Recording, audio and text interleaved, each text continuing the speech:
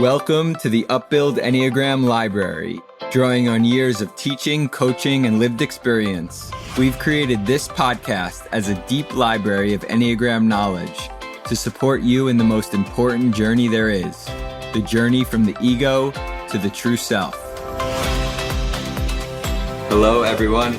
I am Michael Sloyer, and I am here with Rasanath and Hari Prasad. It's great to be with you guys today. Likewise, very happy to be here. Likewise. So today we're going to be getting into the body center of intelligence.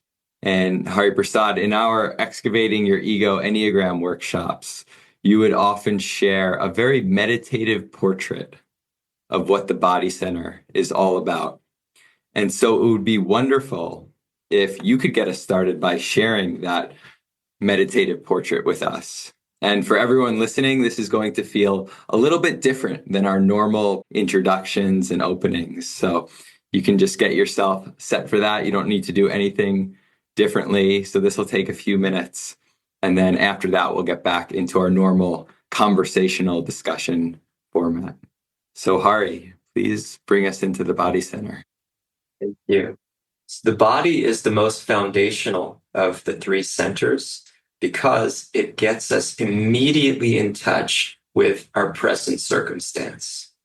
The body grounds us where we are. When we're present in our bodies, we become more aware of our surroundings. From there, we're apt to navigate our circumstances with greater attention and connection. And in so doing, we find that we're keen on the movements of the world, how things are working, how they're moving, and how we fit into that, how we can move elements of this world. So that knowingness is what characterizes groundedness in the body center, or presence. And with that comes this distinct feeling of decisiveness. Okay, I know what I must do. There's a time to take action, and I'm ready to do it. So, in essence, the experience of presence in the body center is like this. Intuition converts into energy that results in action. Intuition converts into energy that results in action. In other words, I get a sense of how things are moving and how I need to fit in, how I need to move and move elements of the world. And with that comes this energy. Okay, here we go. I'm going to do it. And then the action follows. So from September 1st of 2007 to December 28th, right on the cusp of 2008, was a most formative time for me when I was working a freelance writing gig from within monastery walls. I was living like a monk, but I wasn't yet a monk. I wanted to become a monk, but I was afraid of becoming a monk. I wanted to go out and pursue a career and make all kinds of waves in the world. And I wanted to go deep spiritually and become very internal and self-satisfied. And I was torn completely because I felt like, well, if I go one way, I'll have to give up the other. And I thought that this would be the best of both worlds. But instead, I found that it was the worst of both worlds. I wasn't able to give myself fully to either side. My impending career in writing and filmmaking, and also my spiritual life that was calling me. And for such a long period of time, I was just praying and getting counsel and trying everything to make a firm decision. And I had no idea which way to go. Nothing seemed to make sense. It was the fog. But one day, all of a sudden, that day, December 28th of 2008, it's marked. I woke up with a different feeling. That agony was not there. Suddenly, a decision had been made. I just knew what needed to happen. I knew how I needed to fit into the world and to move things in my life. I was going to become a monk. It was not because of any specific thing in my mind that I had worked out. It was not a firm analysis. And it was not because of some kind of heartfelt experience that particularly told me, yes, this is it. It was a knowingness, an intuition that this is how I have to move in this world. And it gave me such an energy. There was such a sense of readiness that I could barely contain myself. And it was very mysterious. But then I walked out of my freelance writing job at night, very late, on the streets of Manhattan. And it was so crazy that my readiness of this feeling of presence in the body, the intuition, the energy, and the action that was coming through it, it was somehow showing because a pair of strangers who were asking for directions right by Madison Square Park as I was preparing to go into the subway back to the monastery, they stopped me and they asked for the directions. And then they said, "You have made a very important decision." And they didn't know anything. I didn't tell them anything. They just looked at me and they said, "You have made a very important decision." So I can never forget that. This is my greatest experience of feeling the presence of the body center. And we should know that action is not the dominant characteristic of presence in the body center. We move, we act all the time. But presence means to do it with this sense of intuition, this gut feeling that then matches up with how things need to work, how things need to move. But we can act based on pre-programming or knowledge that we have, and we do that all the time. We can train ourselves even in the extreme to become expert gymnasts. There are Olympic gold medalists who have reported to have programmed themselves such that they did their routine and then they weren't even really there to receive the medal. Of course, they were physically there, but they weren't present. So action is not the dominant characteristic of presence in the body center. We are mechanical regularly, practically, constantly for most of us. What is the dominant characteristic of presence in the body? It's sensation. Sensation. So a simple litmus test that is invaluable for presence in the body center.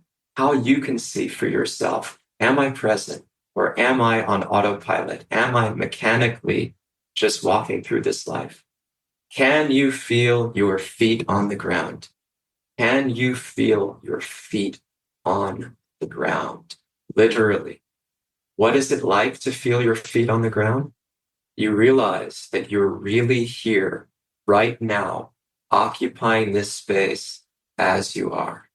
And with that comes a rootedness and a strength, a readiness. And that can allow me to walk through all kinds of difficulties, uncertainties, and anxieties. So presence in any of the three centers, the body, the heart, or the head, opens up the floodgates of possibility as we feel ourselves more aligned and more alive. That was beautiful. I haven't heard that in many, many years, and I was transported as you were sharing it. So thank you for that, Hari Prasad. Just to anchor a few words that really stood out to me during what you shared. Words like presence, groundedness, attention, connection, moving elements of the world, decisiveness, intuition, which gets converted into energy, which gets converted into action, a clearing of the fog, a readiness, gut feeling, sensation, a rootedness, strength, and this question, can I feel my feet on the ground? So, Rasanath, would be great to bring you into this here. What's important, regardless of our Enneagram type, about having a healthy relationship with the body center? As we talked about in our previous podcast, when we did a brief introduction to the centers, we were quoting our Enneagram teacher, Russ Hudson, who would say, when you're not using one of the three centers, or when you're not using two of them, then why do you want to be one third of a person? Every center has their own unique way of bringing awareness to reality.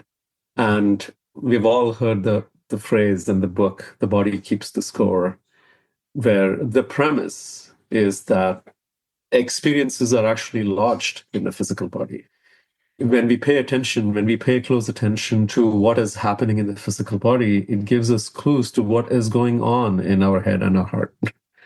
Because the body has sensations that are a gateway to an experience and a gateway to understanding what an experience is. So when we are not present in our physical body, irrespective of our Enneagram type, we are losing all that information. Yesterday, in one of my coaching conversations, this particular person that I was coaching was talking about how he has been, experiencing some challenges around when working with his colleague, that they very quickly get into a place of debating, but the debating doesn't necessarily seem healthy. And I just asked him, well, what's your stance? What's your pose when you enter into that? And he said, I just feel like I am, and he made this action, I just feel like I'm protecting something and I feel it in my chest. I wanted him to pay attention to his body. And in that conversation, we were actually able to name, well, what exactly is going on, because he was able to tap into the feeling that was happening in the physical body. The body is very foundational for our existence. And ultimately, everything is passed on to the physical body. Any pain that we experience, and I experience back pain very frequently. And when I do pay attention to what my body is saying, it is usually an indication that I have not dealt with something emotionally.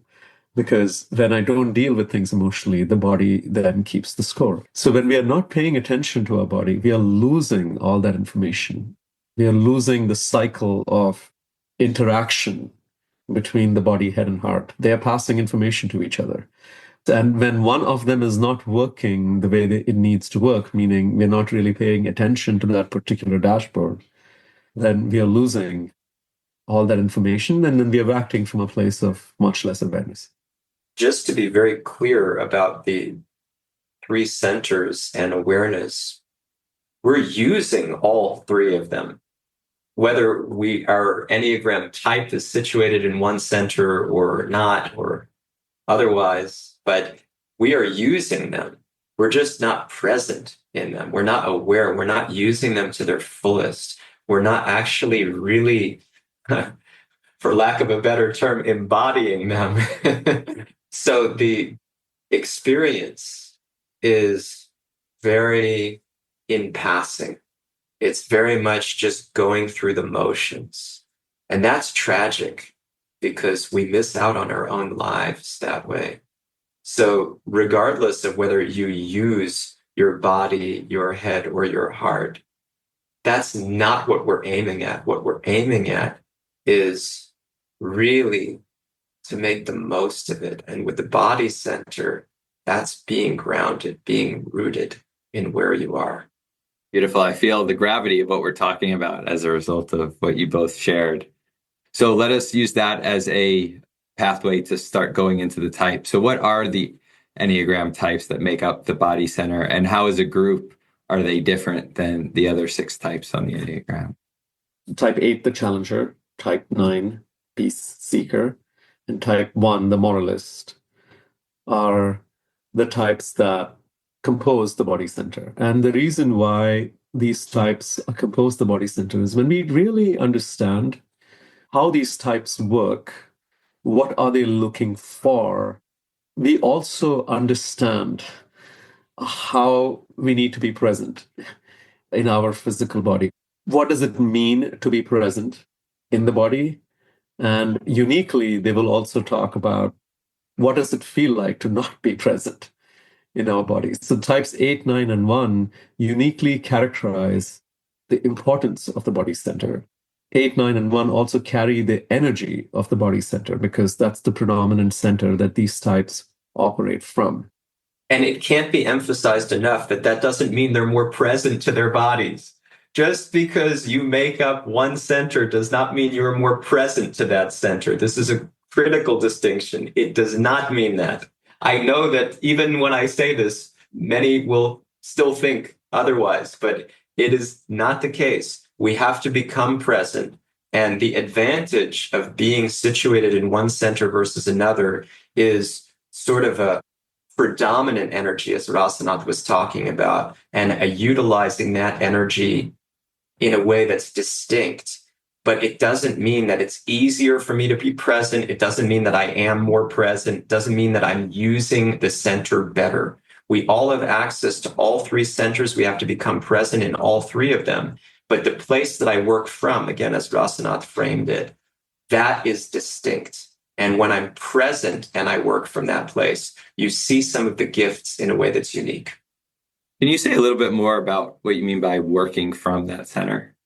So when we get into the types and how they embody the energy of the center, this will become very clear.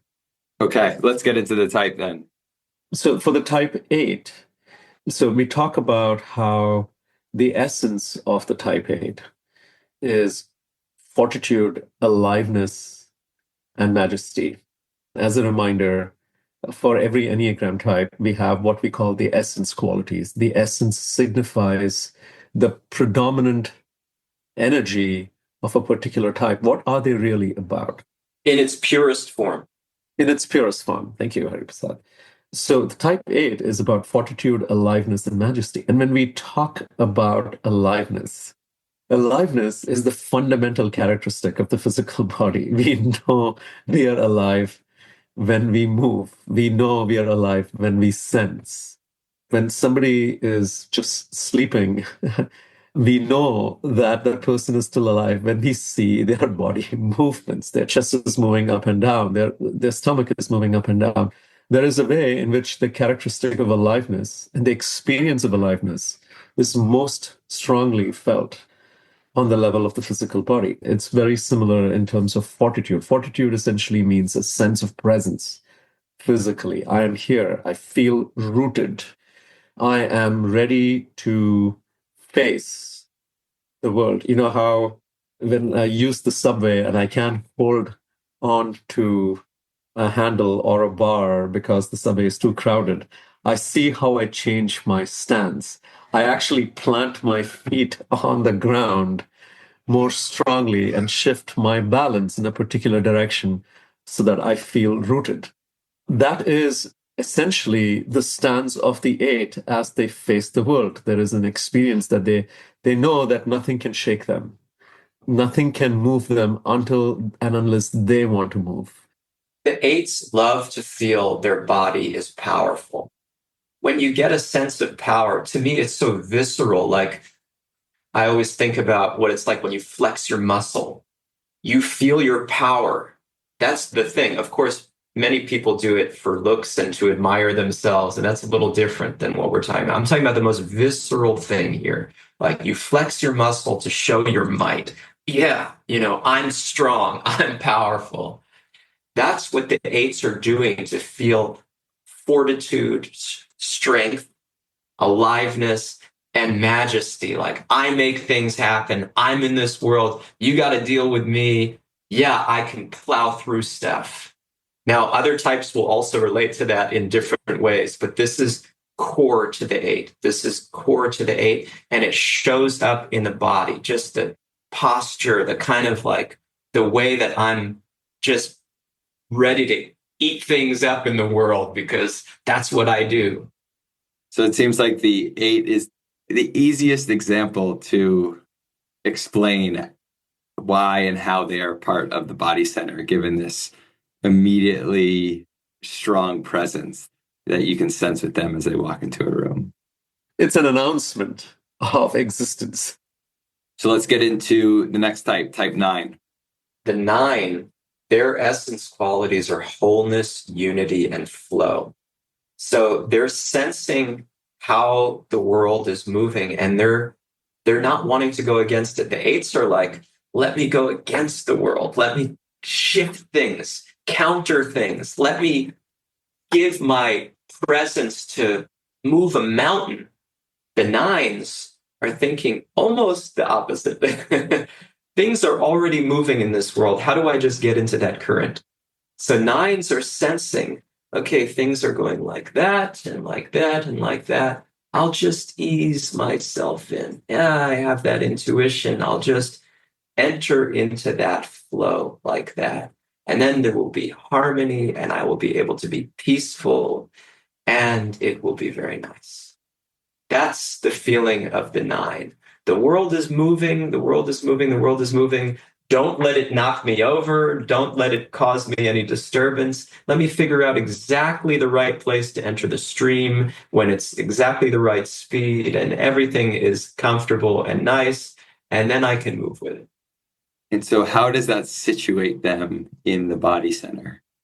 One of the characteristics or the essence of the type 9 is flow. So this word flow has been used a lot sometimes in coaching sessions. I hear, well, I want to experience the energy of flow. I want to be in that flowing space. And many times we are talking about that as like intellectual ideation or creativity. The fundamental basis of flow state, it begins with the physical body. And the 9s understand this. How do I navigate the world with a certain sense of smoothness and ease and grace, despite all the obstacles that I face? When you see 9s, when they're very present, our teacher Russ says this, that 9s are very, very good with their physical movements. There is a way in which when their hands are moving on the piano or when they are playing a sport, there is a certain ease and grace and flow through the world in terms of navigation. The other thing with the 9 is also, so when we talk about the 8 as the announcement that I am here, the aliveness of it, the 9 is also embodying what does it feel to actually be grounded? And one of the experiences of groundedness is I feel connected.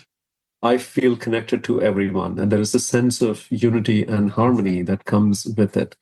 9s also, when we talk about the Enneagram, one of the characteristics of the 9, especially as they go down the levels of consciousness, is a sense of overwhelm, a feeling like I have just been uprooted, a sense that my world has been completely shaken. And all of that is coming because there is no longer a sense of grounding.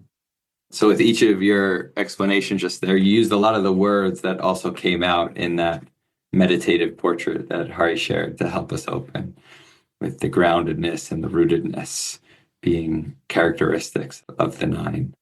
Okay, and let's move on to the final of the 3 body types, type 1.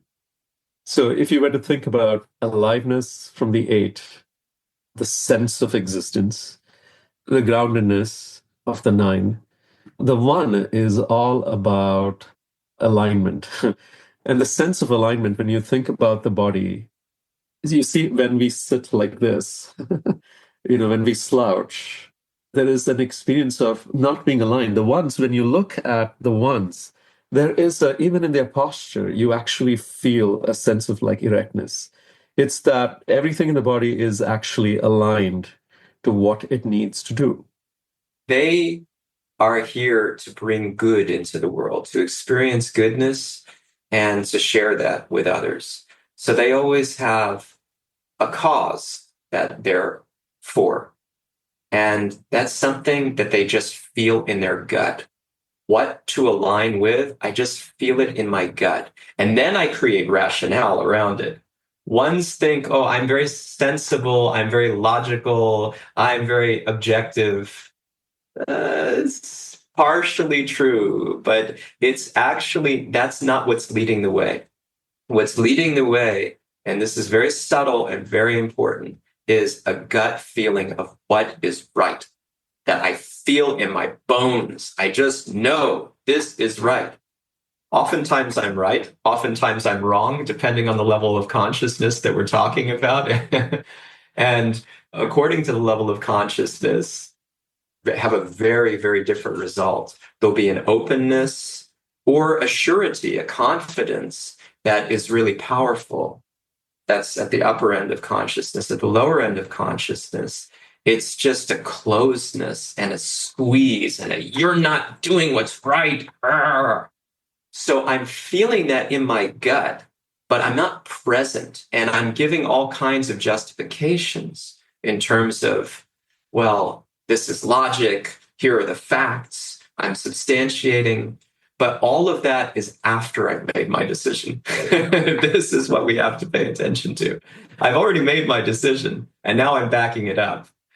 So it is not unbiased and objective in the way we might like to think. Now, it may be the right thing if the consciousness is high, but still it comes from a gut place. And when I walk around sensing what's happening in the world, I see it in terms of right and wrong. Now, this is not a bad thing. This is necessary. And everybody does this to some degree. The ones, they can't stop doing this in the most central, hardcore way. Everything I see, black, white, good, bad, right, wrong, good, bad, right, wrong. And I've divided up the world that way. I may not have made the right decisions there. I may not have figured that out. But there's this sense of I'm perceiving the world, I'm seeing how things are moving, and I'm classifying it right or wrong, good or bad. And what I want to do is set the bad to good, to set what's wrong right again. And I become an activist, whether it's as a grammar teacher, formally or informally.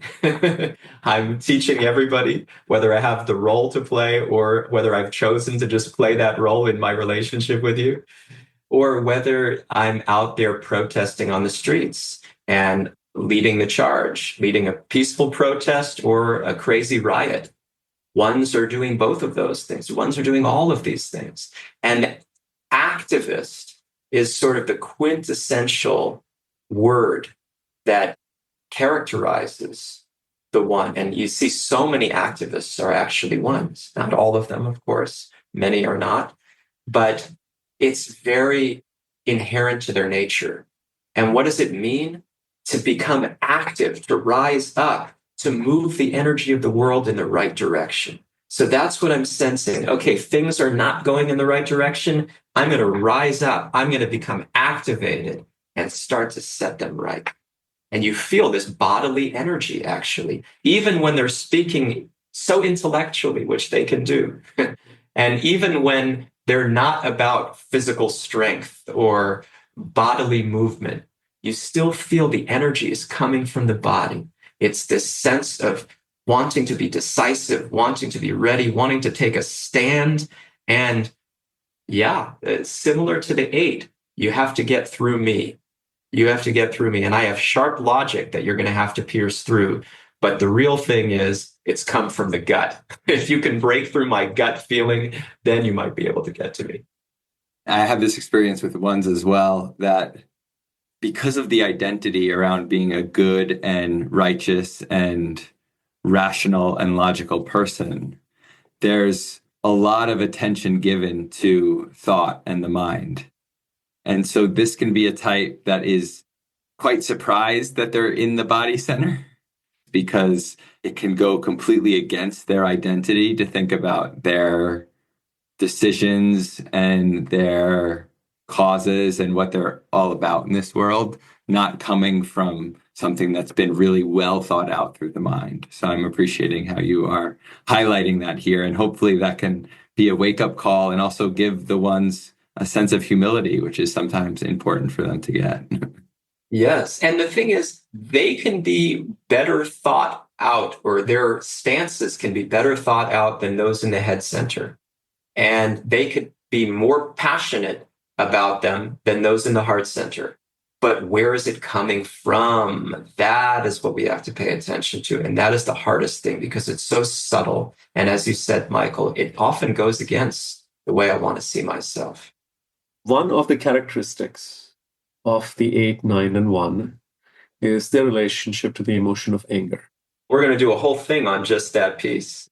And why it's so directly connected to the body, because amongst all the emotions, I would say one of the most prominent or dominant emotions that is felt by the physical body and expressed through the physical body is the emotion of anger. And 8, 9, and 1, you will see that this is an emotion that is quite readily available. And I'll talk about it, especially for the 9. This emotion is also something that they have some challenges with. And anger is something that is actually felt and experienced and expressed by the physical body. Anger is a characteristic that something has been violated. Something has crossed the boundaries that it shouldn't cross. And the body is actually setting the boundary. So the anger, when we experience the emotion of anger, it is felt in the physical body very quickly. So 8s, they express anger very directly.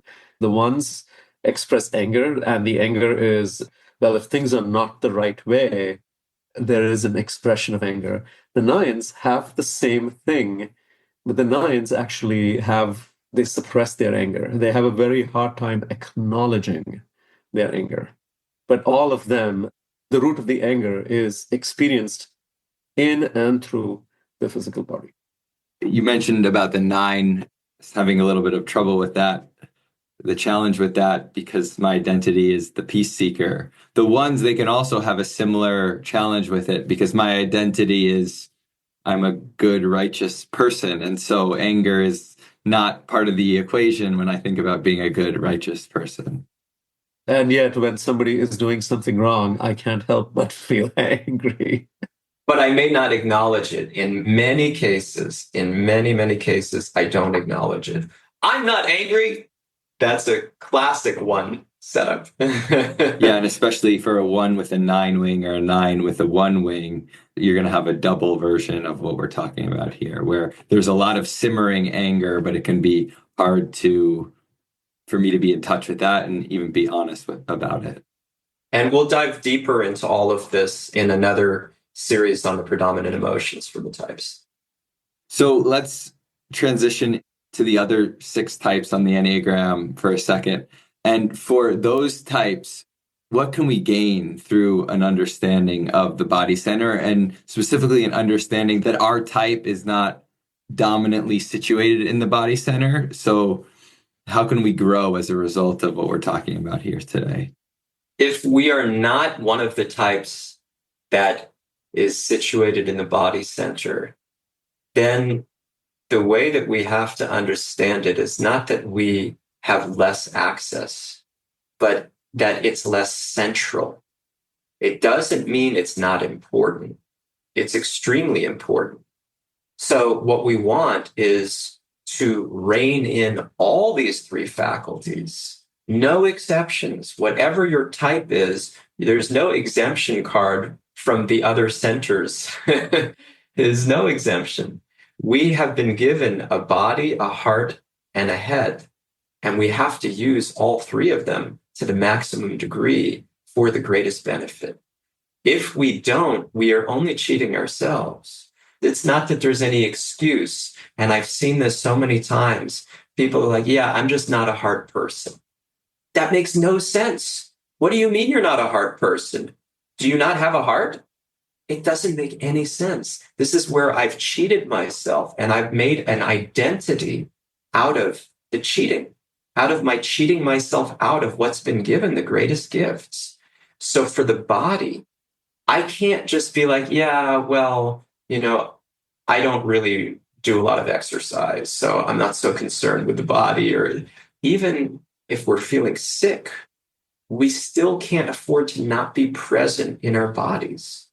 What we have to do is really take back the reins to these centers. When it comes to the body, it means feeling sensation, allowing that to become the avenue to presence, to heightened awareness, and then intentionality. So now, if you just for a moment sense the air against your fingertips, it's quite something. We rarely ever do that. Then it's a pathway. It's a way to travel into presence with the body. And now I can decide, okay, how do I really want to move things with intentionality? And I look around me and I think, how are things moving? And a lot of the time, it's not even reasoning with the head. It's just paying attention. It doesn't have to be articulated necessarily with the mind. It can be, that's always helpful. But many times there's just a kind of knowingness, an intuition, a gut feeling that only when you're present will it come. So start by being present and then start to observe, how are things moving and how do I need to move with the world? This is in the smallest of ways, when you're going about your life, when you're having a meal, when you're having a conversation, when you're doing your exercise. You can do it automatically or you can do it with presence, right? Everything can be done on autopilot or really embodied. And see, how can I increase the fullness of my using this body by being very present, very grounded, very rooted? Feel your feet on the ground and see what kind of strength it gives. Because we're all fearing so many things. Presence in the body center helps us to have more confidence to face those fears. There's a rooting in ourselves that takes place that allows us to feel like, okay, whatever I have to face, I'm ready. And Rasanath, you alluded to this earlier. Well, when we teach our upbuild coaching training, we have a whole class, a whole section on the wisdom of the body, because there's so much that can be understood as a result of connection to the body. And a classic coaching question that can be asked in a conversation is when somebody shares, oh, I'm feeling stressed, or I'm feeling overwhelmed, or I'm feeling fearful, or I'm feeling joy and happiness, for the coach to ask, where do you notice that feeling in your body?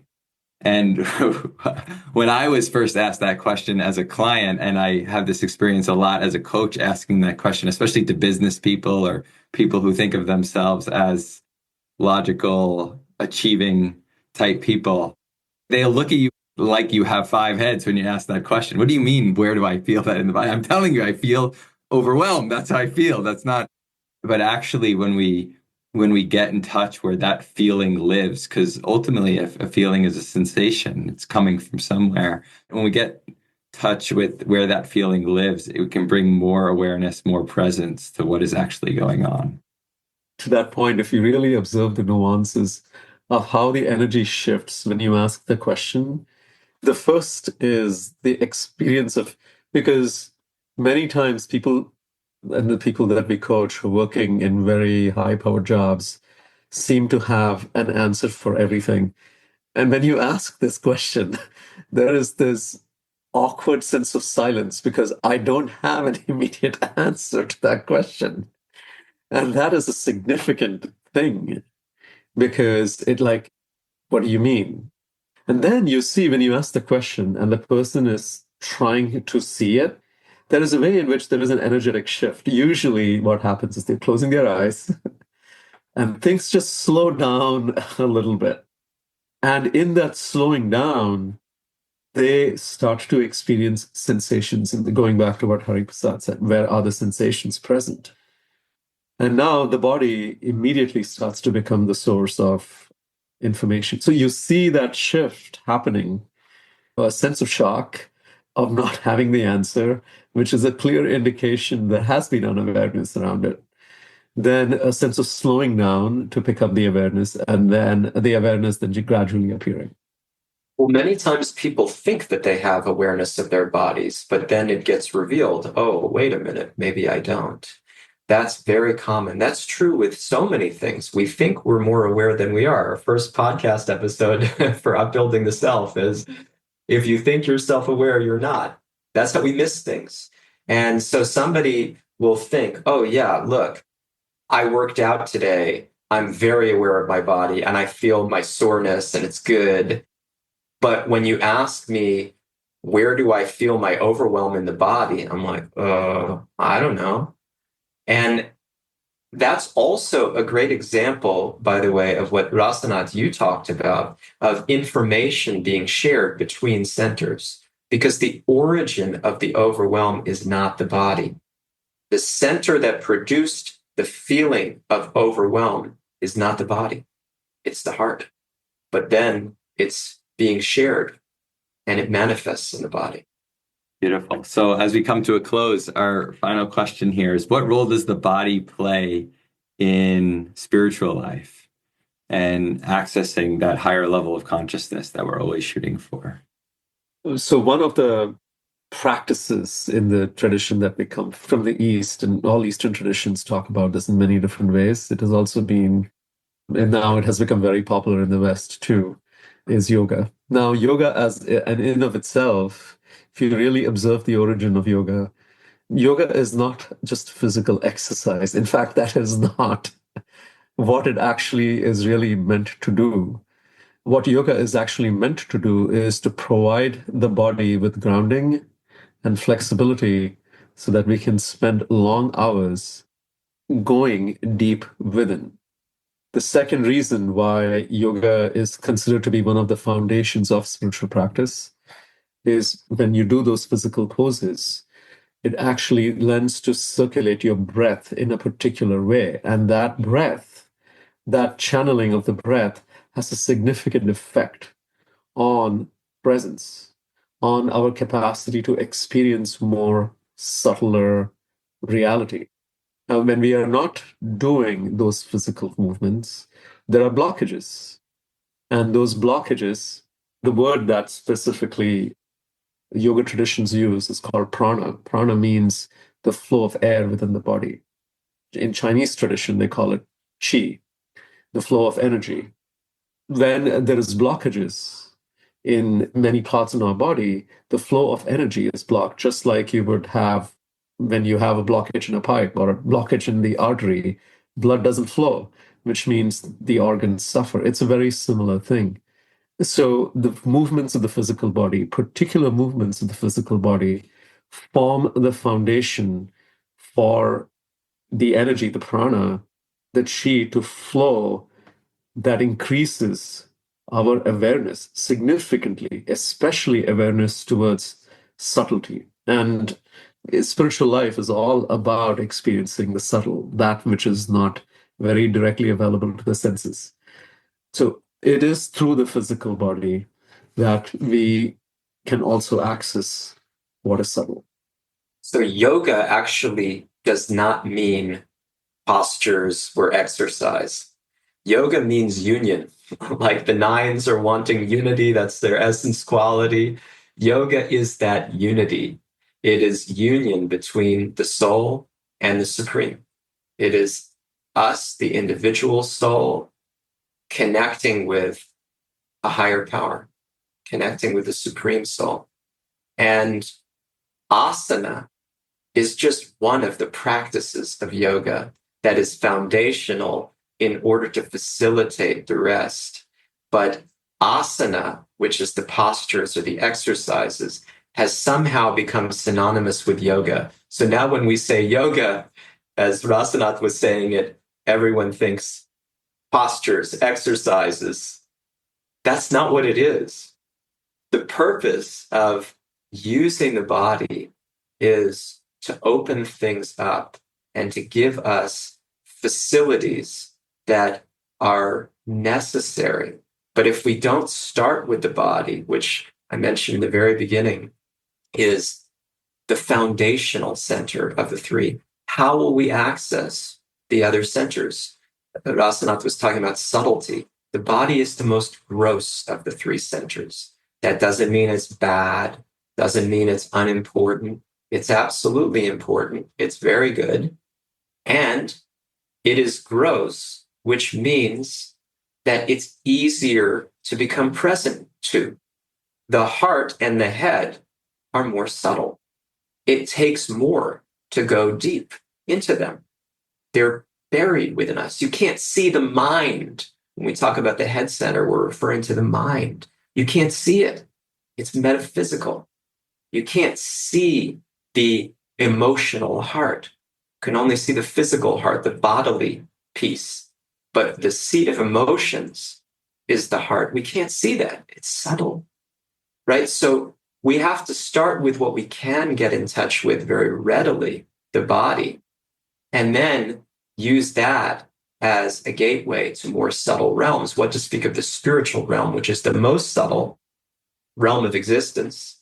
It is completely different from the body, the heart, or the mind, and it requires our full faculties to be aligned to go there.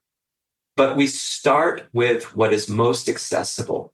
That is our first step. Make sure that you feel your feet on the ground. If you can't feel your feet on the ground, how are you going to perceive God? If you can't even perceive your feet on the ground, it's an oxymoron to start talking about perceiving the spiritual reality. It doesn't make any sense. My guru, Satchidananda Swami, he teaches when you're doing your meditation practice, and we have a very rigorous mantra meditation practice. We've done a podcast episode to offer this to you with Building the Self. He teaches with respect to mantra meditation, you have to first align your body before you can go deep into the practice and reap the benefits. If you want to access that which is beyond your material senses, you have to at least rein in all of your material faculties that you have and channel them, move them in that direction. It's so important that first things come first, and that we also see we can't navigate anything spiritually without these bodies. This is our vehicle. So how the world is working and how we can work within that world, how we can move within it and serve others as the real self, as the soul, that requires presence, and presence with our bodies as well. How are we going to perceive God if we can't feel our feet on the ground? I think that sums it up very, very well. I really appreciate this conversation what both of you have shared. I'm really taking away a call to action to practice this intuition, feeling our feet on the ground, feeling the sensations in the body. And I hope all of our listeners are as well taking a call to action to practice being more in the body center and seeing what arises as a result. Thank you, everyone, for listening. Thank you so much. Thank you. Thanks for listening to the Upbuild Enneagram Library. Upbuild is a leadership development company that offers workshops, coaching, and other services to help you on the path towards being your best self, free from the shackles of the ego. To learn more about our work, visit our website, upbuild.com, and sign up for our newsletter to gain access to podcasts, reflections, and upcoming events.